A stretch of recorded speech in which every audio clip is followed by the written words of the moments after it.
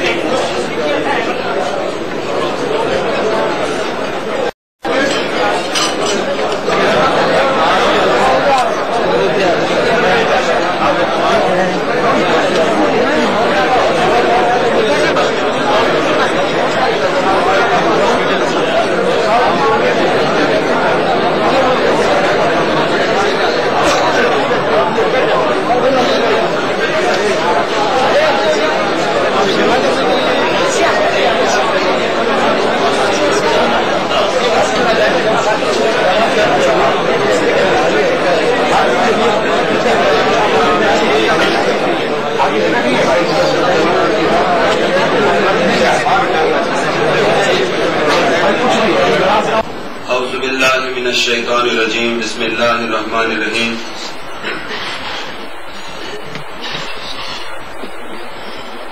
انتہائی قابل احترام زعماء ملت، علماء کرام، مشائخ عظام، بزرگوں، دوستوں اور بھائیوں، آج کی یہ تقریب PFUC کی طرف سے منعقد پذیر ہو رہی ہے۔ آج کا یہ پروگرام قافلہ حریت کے عظیم سرخیل اور جرنیل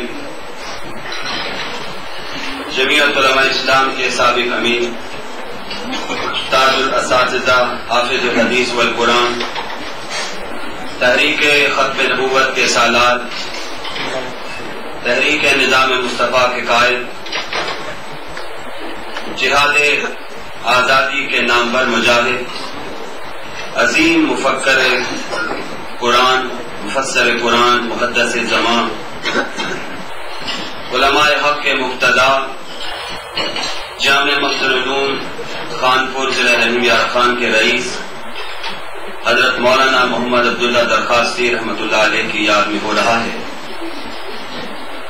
پروگرام کا آغاز کیا جاتا ہے PFUC اسلام آباد کی طرف سے آج کے اس عظیم الشان پروگرام کے انعقاد پر یہاں پہ آئے ہوئے تمام علماء، شرکائے محفل انہیں مبارکباد پیش کرتے ہیں، اور اب آپ حضرات کے سامنے اسی تنظیم کے چیئرمین جناب مسعود خان نیازی صاحب سپاس نامہ پیش کریں گے۔ تشریف لاتے ہیں جناب مسعود خان نیازی صاحب۔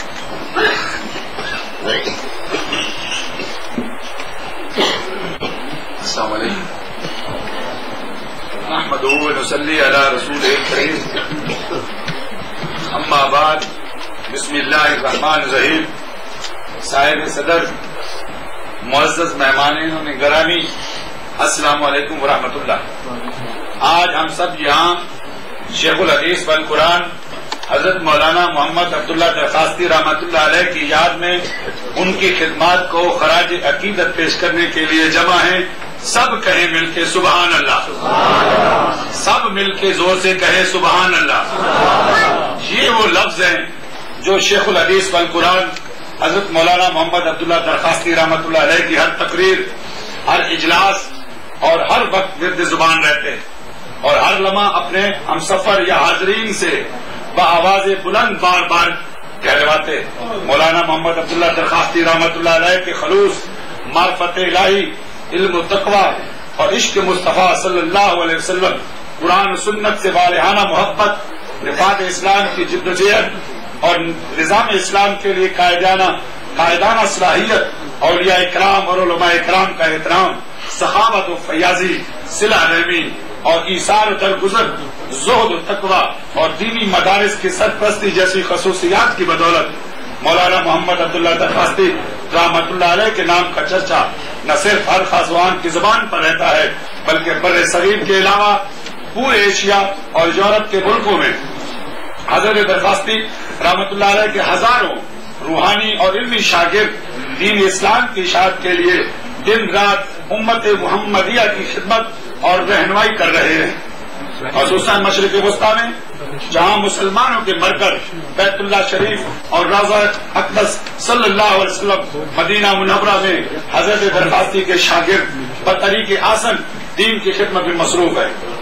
مولانا محمد عبداللہ درخواستی رحمۃ اللہ علیہ کی ولادت محرم الحرام 1313 ہجری میں جمعۃ المبارک کے روز دین کو شریف کے پڑوس کی بستی درخواست میں ہوئی اور اسی چھوٹی سی بستی کے نام سے مولانا محمد عبداللہ درخواستی کہلائے. ابتدائی تعلیم اپنے والد محمود الدین کے رحمۃ اللہ علیہ کے زیر سایہ مکمل کی. 11 سال کی عمر میں قرآن کریم حفظ کیا. 18 سال کی عمر میں دورہ حدیث دین پور شریف کے بانی حضرت خلیفہ غلام محمد صاحب رحمۃ اللہ علیہ سے مکمل کیا اور استاد مکرم نے اس اپنی دستار جسے پگڑی کہتے ہیں عنایت فرما کر اور مولانا محمد عبداللہ درخواستی کے سر پر رکھ کر انہیں دینی تعلیم و تدریس جاری رکھنے اور ہر روز نماز عصر کے بعد چند احادیث نبوی یاد کر کے سنانے کا حکم دیا.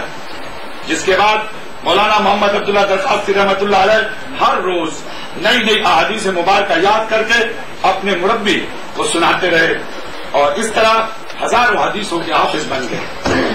مولانا محمد عبداللہ درخواستی رحمۃ اللہ علیہ نے درس نظامی میں ایک خصوصیت یہ پیدا کی کہ بخاری شریف کو بھی قرآن مجید کی طرز پر یاد کر لیا. اور جب مولانا انور شاہ کاشمیری رحمۃ اللہ علیہ قادیانیت کے خلاف سب سے پہلے مقدمہ کی پیروی کے لیے دارالعلوم دیوبند سے بھاولپور آئے تو مولانا درخواستی رحمۃ اللہ علیہ نے اسی دوران بخاری شریف مولانا انور شاہ کاشمیری کو زبانی سنا دی. جس پر مولانا انور شاہ کاشمیری رحمۃ اللہ علیہ نے مولانا عبداللہ درخواستی رحمۃ اللہ علیہ کو حافظ الحدیث کا خطاب عطا دیا اور اسی وجہ سے دنیا میں مولانا محمد عبداللہ درخواستی حافظ الحدیث کے نام سے پکارے جانے لگے اور مشہور ہے اور ہر خاصوان کی محبت کا مرکز بن گئے. مولانا عبداللہ درخواستی نے درس و تدریس کے ساتھ ساتھ انگریزوں کی غلامی سے نجات کے لیے مسلمانوں کی جد و جہد آزادی کی تحریک میں بھی بھرپور حصہ لیا اور حضرت شیخ الہند رحمۃ اللہ علیہ کی قیادت میں علماء بر صغیر کے ساتھ مل کر تحریک ریشمی رومال میں حضرت احمد شہید اور شاہ اسماعیل شہید کی طرز پر تحریک آزادی کے آغاز پر دین پور جو تحریک کا اہم مرکز تھا اس میں مولانا عبداللہ درخواستی پیش تھے. عقیدہ ختم نبوت کے تحفظ کے لیے گراں قدر خدمات سر انجام دی اور قادیانیت کے خلاف سب سے پہلا مقدمہ احمد پور شرقیہ کی عدالت میں مولانا عبداللہ درخواستی رحمۃ اللہ علیہ کی ہی کاپشن سے درج ہوا اور انور شاہ کاشمیری نے مقدمہ کی کامیابی کا سہرا حضرت درخواستی کی کاپشن کا نتیجہ قرار دیا. مولانا عبداللہ درخواستی نے جد و جہد آزادی میں بھی بھرپور کردار ادا کیا اور کسی سے پیچھے نہیں رہے اور کبھی بھی جان و مال یا کوئی بھی کسر باقی نہ رکھی. حضرات یہ حقیقت ہے کہ حضرت درخواستی کی ساری زندگی اس دھرتی پر رب کے نظام کے نفاذ کے لیے گزری. انہوں نے ہمیشہ اس حوالے سے ملک کے کریا کریا بستی بستی گاؤں گاؤں کا دورہ کیا. تھکاوٹ ان پر کبھی حاوی نہیں ہوئی، وہ ہمیشہ تھکاوٹ پر حاوی ہوئے.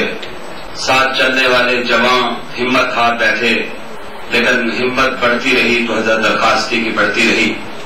حضرت درخواستی کا مشن آج بھی زندہ ہے اور حضرت درخواستی اس قافلے کے جرنیل تھے، سرخیل تھے جس قافلے کی قیادت کبھی شیخ الہند مولانا محمود الحسن نے فرمائی، کبھی اس قافلے کی قیادت امام الاولیاء حضرت مولانا احمد علی لاہوری نے فرمائی.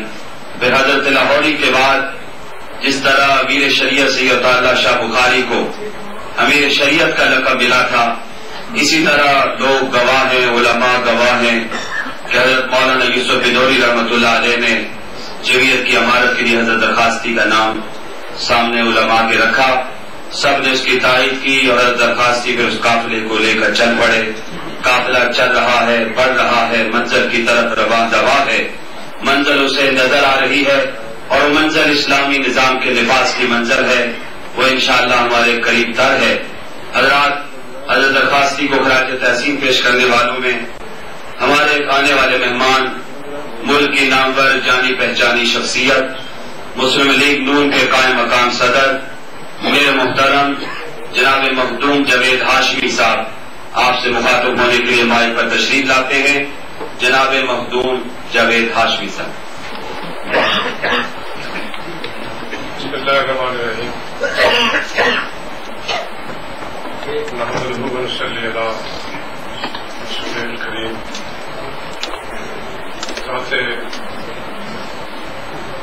علماء ملت، قائدین قوم، علماء ملک،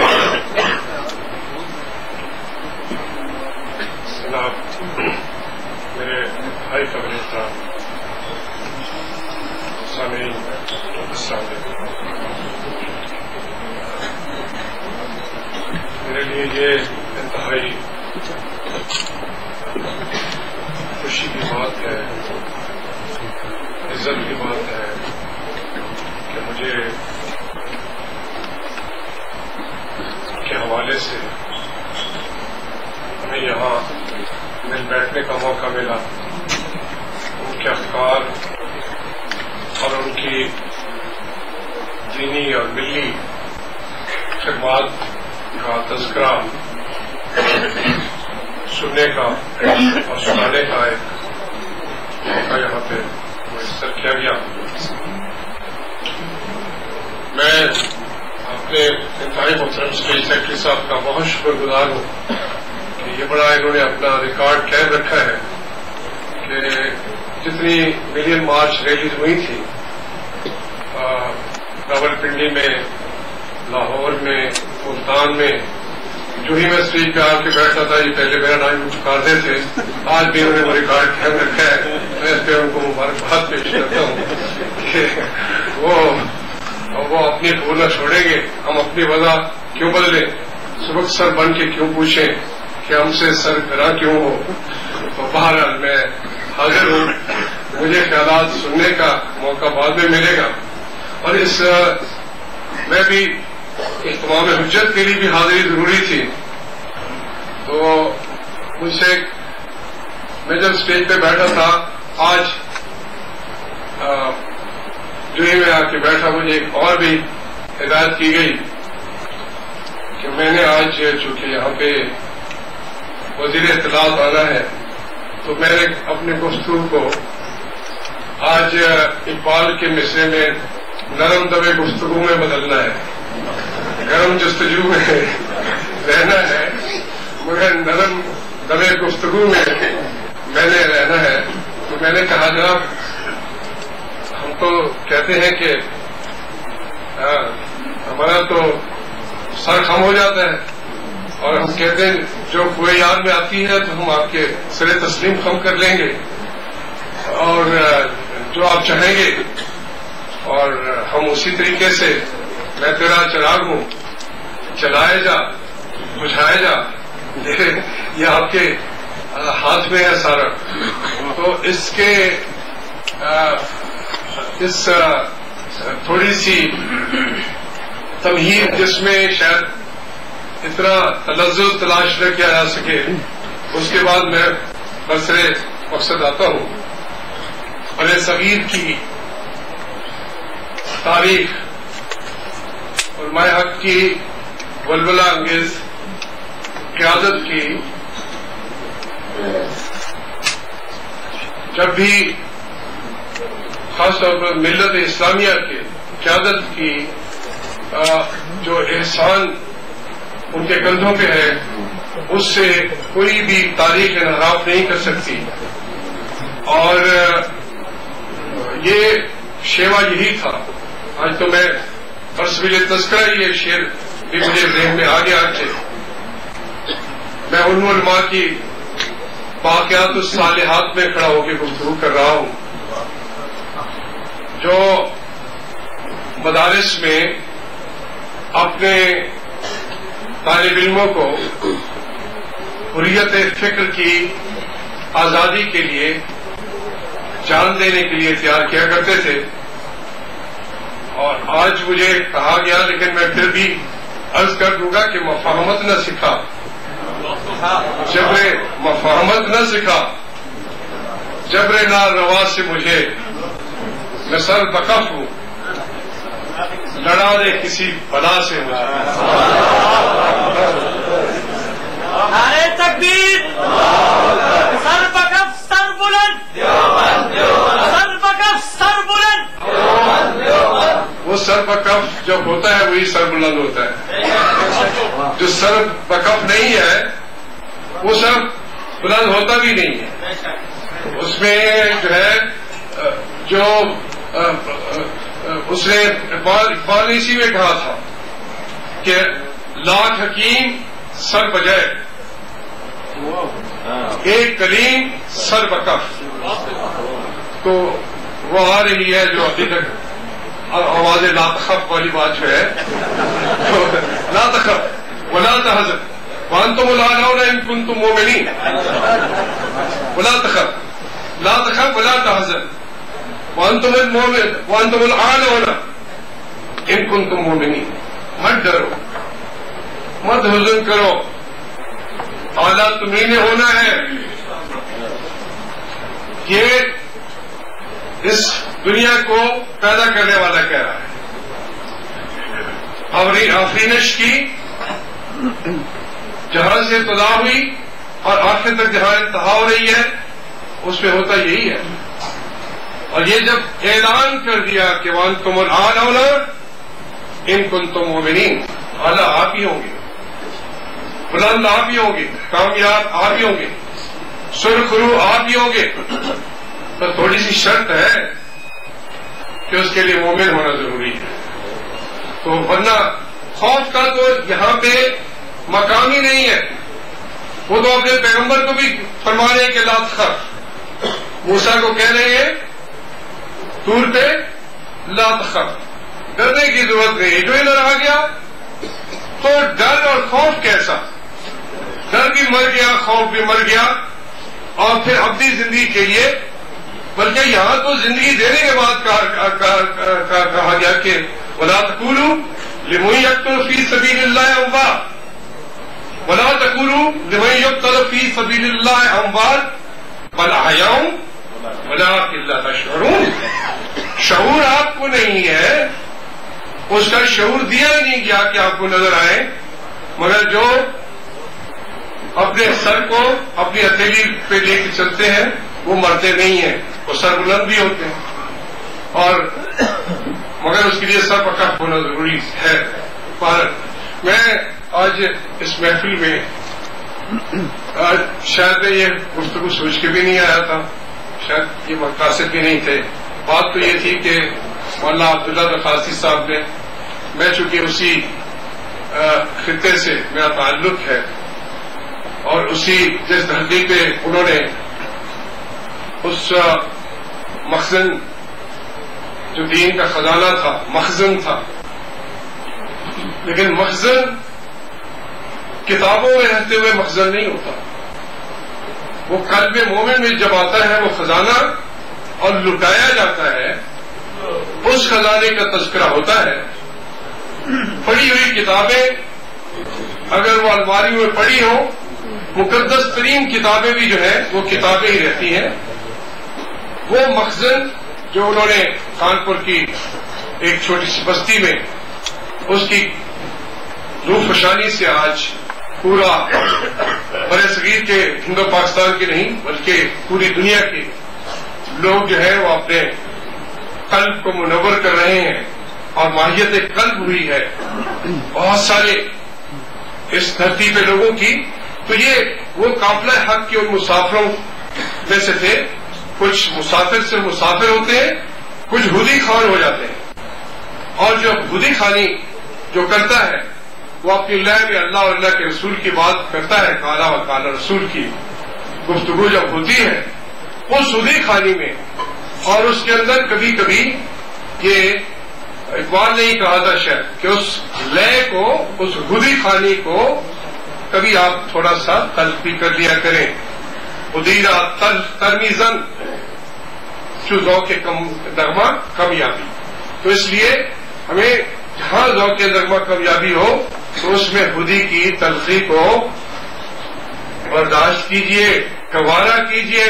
شاید معاشروں کے اندر کبھی تلخ گوئی بھی جو ہے اور وہ تلخی وہی ہوتی ہے جس کے اندر رستے بتانے والا اونچی آواز سے بات کرتا ہے، ذرا سختی سے کہتا ہے آگے چلو، کہیں منزل نہ کھو جائے، کہیں منزل تک پہنچتے پہنچتے ہم گمگشتہ راہ نہ ہو جائیں۔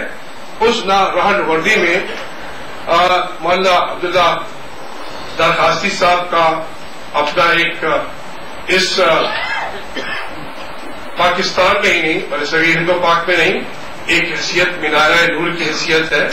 انہوں نے اس بستی میں بیٹھ کر جو روح فشانی کی ہے، جو ان کے لگائے ہوئے پودے تناور درخت ہوئے ہیں جس کی چھاؤں میں آپ کے اولاد بھی اس معاملات کو آگے نہ بڑھائے تو بہت ساری کمیاں رہ جاتی ہیں۔ یہ بھی اچھی اللہ تعالیٰ کا کرم ہے کہ ان کے صاحبزادے بھی ان کی اس بات کو مولانا فضل الرحمان صاحب اس کو آگے بڑھا رہے ہیں، اسی ایک دیے سے دیا روشن ہو رہا ہے۔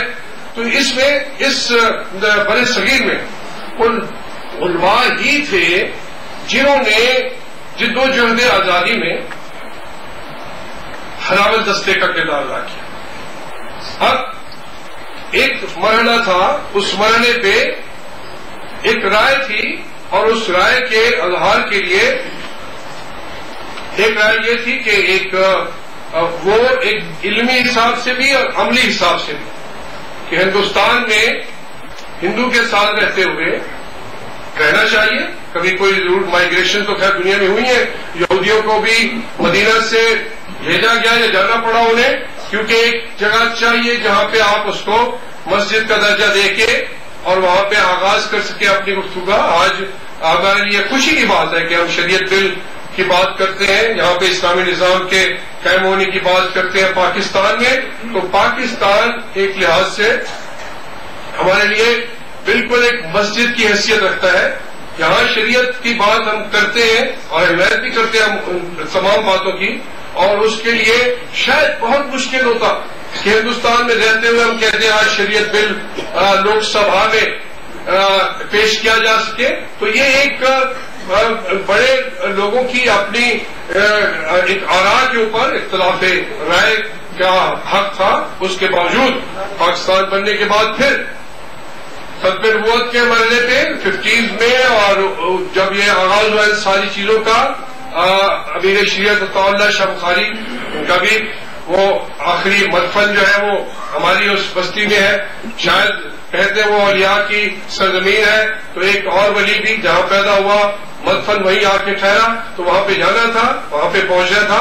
تو یہ ایک رستہ ہے جس کے اوپر بالکل اعلان ہے۔ پھر میں عرض کروں گا، میرے ذہن میں وہ ایک چپک گئی، وہ جو ہم کہہ رہے تھے کہ بنیادی طور پر وہی ہستیاں جنہوں نے بغیر خوف کے، بغیر کسی اس کے کہا کہ کھڑے ہو کے کہا کہ ہزار خوف ہو زباں ہو دل کی رفیق، ازل سے رہا ہے یہی قلندروں کا طریق۔ تو یہ ایک طریقہ، ایک رستہ جو تھا اس کے اوپر ہمیں چلنا چاہیے۔ آج بھی ہمیں سچی بات کہنی چاہیے، جو محسوس کرتے ہیں ہمیں، جو ہم اللہ کا رستہ سمجھتے ہیں اس کے حوالے سے بات کرنی چاہیے۔ اب اگلے مراحل جب آتے ہیں وہ مراحل ہیں جس کے اندر آج بھی، یعنی جس پلیٹ فارم پہ میں آج بات کر رہا ہوں، علماء ہند جو ہے انہوں نے تو یہ کہا کہ ہم اپنی جہاد سے، تحریک سے، تقریر سے جیل میں جا کے آزادی حاصل کرنی ہے۔ آج جب ملک بن چکا ہے اور ہم یہ کہتے ہیں کہ ہمیں اس ملک کو ایک آزاد کرانا ہے، صحیح معنوں میں آزاد کرانا ہے، امپیریلزم کے تسلط سے، برطانیہ کا امپیریلزم جو ہے وہ امریکہ کی شکل میں نمودار ہو چکا ہے، اس سے آزاد کرانا ہے۔ ہم جب دیکھتے ہیں کہ افغانستان کے اوپر یہ صرف گزشتہ 2 سالوں میں 57,900 جہازوں کے اڑ کے گئے پاکستان کی سرزمین سے، اور افغانستان کے گھروں کے اندر انہوں نے میزائل برسائے، بم برسائے، ہماری بہنیں، بیٹیاں، بچے وہاں ان کا ٹارگٹ بنے، ان کے گھروں کو اڑایا گیا، ان کو تباہ برباد کیا گیا۔ آپ کسی ایک حکومت سے اختلاف کر سکتے ہیں، کوئی طالبان سے کرنا بھی چاہتا ہو، 58,000 جہاز اڑ کے جائیں، اگر جیکو آباد سے اگر وہ پاکستان کا 70% علاقہ جو ہے فضائی وہ کنٹرول میں دیا جائے امریکہ کے، اور پھر ان سربراہوں کے ان علماء کے لیے پیغامات پڑھے جائیں. میرے لیے بڑا تھوڑا سا اس کو ڈائجسٹ کرنا ذرا مشکل ہے، لیکن میں نے تو یہی کہا کہ سر تسلیم خم ہے جو مداد یار میں آئے، تو اس لیے ہم تو اس لیے جی تو اس لیے میں یہ عرض کر رہا تھا کہ ہمیں جدوجہد کا جو سبق دیا تھا علماء نے وہ یہی تھا کہ ہم نے آگے بڑھنا ہے، اس دھرتی کو ہم نے مسلمانوں کا صحیح وطن بنانا ہے. اس میں سے ہم نے اس کو دین کے مطابق، جب ہم کہتے ہیں پہلے دن سے قرارداد مقاصد کے مطابق کہ پاکستان کو ہم نے اسلام کی دھرتی بنانا ہے، اس کے لیے جدوجہد جاری ہے. اس دھرتی سے ہم عراق کے خلاف فوجیں بھیجیں یا اس دھرتی سے ہم افغانستان پر حملوں کی اجازت دیں اور کوئی اس کو مذمت کرنے والا نہ ہو. صرف یہ نہیں بہانا کہ ہمیں آگے بڑھ کے روکنا چاہیے، لیکن مذمت کرنے والا نہ ہو، تو وہ رستہ نہیں ہے. ہم نے مسلم لیگ کے حوالے سے میں بات کروں کہ ہمارے بہت سارے جماعتیں اگر مختلف ہوتی ہیں تو مجلس عمل میں بھی 6 جماعتیں، 6 جماعتوں کی وجہ سے اس کا مطلب ہے کہ وہ چھوٹا موٹا اختلاف پارٹیوں کے اندر ہونا چاہیے، ہوتا بھی ہے. یہ کوئی دین نہیں ہے مختلف 6 مجلس عمل کے اندر چھوٹے موٹے اختلاف ہیں تو نہ مختلف رکھے ہوئے ہیں. ساری دینی جماعتیں دین ہی چاہتی ہیں. مسلم لیگ کا حوالہ یہ ہے مختلف جماعت ضرور ہے، لیکن بنیادی طور پر اس ملک کے اندر مسلم لیگ کے حوالے سے جو بھی مرحلہ آئے گا اس کے اوپر ہمارے واضح اس کے اوپر طے شدہ پالیسی ہے. یہ کوئی جذباتی بات نہیں ہے. یہ کوئی ہم شروع سے کہہ رہے ہیں کہ کشمیر کے مسئلے پر ہم کوئی کمپرومائز کر کے پہلے دن سے ہم کر رہے تھے کہ ان کو حق دے دیں کہ وہ کہاں رہنا چاہتے ہیں. اگر مسلمان پاکستان کا حصہ بننا چاہتے ہیں تو ان کا حق نہ چھینا جائے، لیکن اب تو یہ بھی کہنے کو تیار ہے کہ اگر وہ ہندوستان کے ساتھ رہنا چاہے ان کو ووٹ تو پوچھے تو صحیح. جو جمہوریت ہے سب سے بڑی ہندوستان اس دھرتی کا کہتے ہیں سب سے بڑی جمہوریت ہے.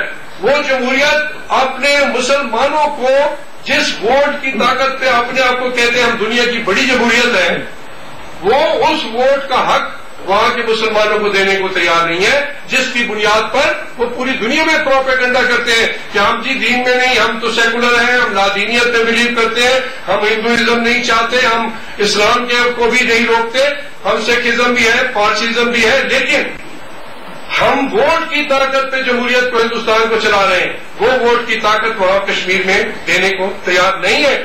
اور ہم اگر یہ فیصلہ کرتے ہیں، یہ جنگ کرتے ہیں، ہم کہتے ہیں ان کا ووٹ کا حق ان کو ملنا چاہیے، ہم ان کی حمایت کرتے ہیں. کوئی اس کو جہاد کا نام دیتا ہے، کوئی کہتا نہیں جی جناب یہ تو ہندوستان کے معاملات میں مداخلت کرے. ہم چاہتے ہیں کہ ہم اپنے ہمسایوں کے ساتھ تعلقات ٹھیک کریں، ہم ہندوستان کے ساتھ نارمل حالات رکھنا چاہتے ہیں، لیکن ہم پاکستان یا مسلمانوں کے حقوق کو اس کی قربانی دے کر کسی بھی ملک سے تعلقات رکھنا، جب ہم اپنے پاکستان کے حقوق کی قربانی دے کر افغانستان کے اوپر ہم یہ ہمارے دھرتی سے حملے ہوئے، آج عراق کے اندر یہ کہا جا رہا ہے کہ فوج بھیجی جائے گی اور یہاں والی فوج ہم اس کی رکاوٹ بن رہے، ہم نہیں جانے دیں گے عراق میں پاکستان کی فوج، رکاوٹ ڈالیں گے اس کے سامنے. اگر ہم یہ کہتے ہیں تو یہ تلخ نوائی ذرا گوارا کرنا پڑے گی کہ زہر بھی کرتا ہے کارے دریا کی کبھی کبھی تو ہو جاتا ہے نا. یہ تلخ نوائی ہماری جو ہے جس سے ہمیں کہا جا رہا ہے یہ تلخ نوائی ہماری جاری رہے گی. ہم اس ملک کے اندر 14 کروڑ عوام اللہ کے جو بندے ہیں ان کی بالادستی جن کو ہم کہتے ہیں کہ وہ اقتدار اعلیٰ مقتدر اعلیٰ دنیا کا جو ہے وہ اللہ کی ذات ہے، اس کے علاوہ کوئی مقتدر اعلیٰ نہیں ہے. ایک ہی مقتدر اعلیٰ ہے، ایک ہی سپریم پاور ہے، ایک ہی سب سے بڑی قوت ہے، ایک ہی دنیا کو کنٹرول رکھنے کا حق رکھتا ہے، اس زمین کا نہیں کائنات کو کنٹرول کا نظام وہی چلا رہا ہے. ہم اس کے حق عبودیت کے طور پر یہ مانتے ہیں، اس کو کوئی ضرورت نہیں ہے کیونکہ اس کے اقتدار کو مانا جائے. حق عبودیت ہاتھ تائے کرتے ہوئے ہم کہتے ہیں مقتدر والا وہی ہے، اور اس نے اپنا نائب دنیا کے اندر یہ کہہ کے قرآن میں فرمایا، فرشتوں کو کہا بٹھا کے، اس میں سب کو کہا کہ انی جاعل فی الارض خلیفہ، کہ میں اپنا نائب بھیج رہا ہوں، اس کی نیابت کرنے کا حق ہمیں ہے۔ ہم اس کی نیابت کرتے ہوئے اس ملک کے اندر شورا بینہم کی بات کرنا چاہتے ہیں، مشاورت کی بات کرنا چاہتے ہیں، فرد واحد کی حقیقت تسلیم نہیں کرتے، بالادستی قبول نہیں کرتے، وہ وردی میں ہو بغیر وردی میں ہو، کسی فرد واحد کو 14 کروڑ عوام کے فیصلے کرنے کا حق دینے کو ہم تیار نہیں ہیں۔ یہ 14 کروڑ عوام کا حق ہے، قرآن نے بھی ان کو حق دیا ہے، اللہ کی ذات نے بھی ان کو حق دیا ہے۔ وہ فیصلے کریں گے، شرائط پہ کریں گے، جمہوریت پہ کریں گے، کسی فرد واحد کا کوئی LFO قبول نہیں ہے۔ آئین کے اندر ہم تبدیلی کی اجازت نہیں دیتے، پاکستان کو بکھرنے کی اجازت ہم نہیں دیتے، اسی لیے ہم کہتے ہیں کہ LFO کی بالادستی کی بجائے 73 کا کانسٹیٹیوشن کی بالادستی ہمارا حق ہے۔ یہ ہمیں حق اللہ تعالیٰ نے دیا ہے کہ ہم اپنی رائے دیں، اور اس رائے کے کوئی بڑا نہیں ہے، کوئی چھوٹا نہیں ہے۔ کہ قرآن نے فرما دیا گیا کہ شعبوں و قبائل لتعارفوا ان اکرمکم عند اللہ اتقاکم، وہی متقی جو ہے وہی بڑا ہے، وہی اکرام والا ہے، وہی عزت والا ہے، کوئی اور عزت والا نہیں ہے۔ جو عزت کرنا چاہتا ہے اسے ملک کے عوام کی رائے کو ماننا پڑے گا۔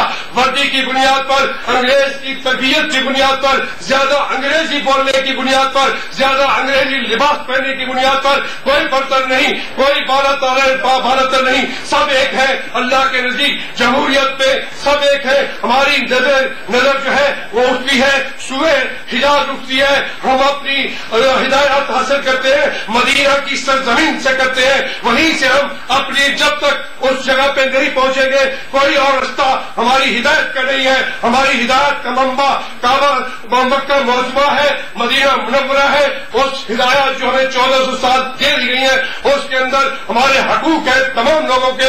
ہم کوئی بادشاہت قبول نہیں کریں گے، ہم کوئی ایک فرد واحد کی حکومت قبول نہیں کریں گے۔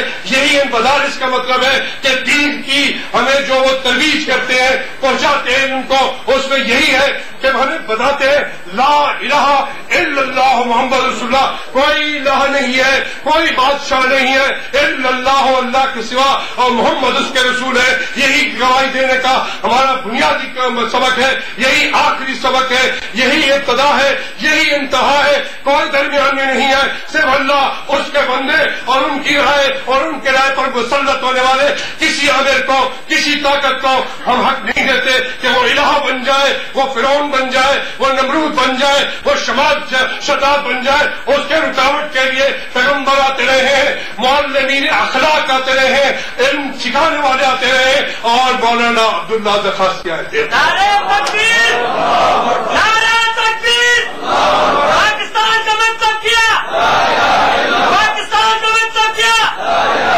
امریکہ کا جو یار ہے، امریکہ کا جو یار ہے۔ معذرت چاہتا ہوں اگر کسی کی میری کسی گفتگو سے دل آزاری ہوئی ہو، اور اجازت چاہتا ہوں وما علینا الا البلاغ۔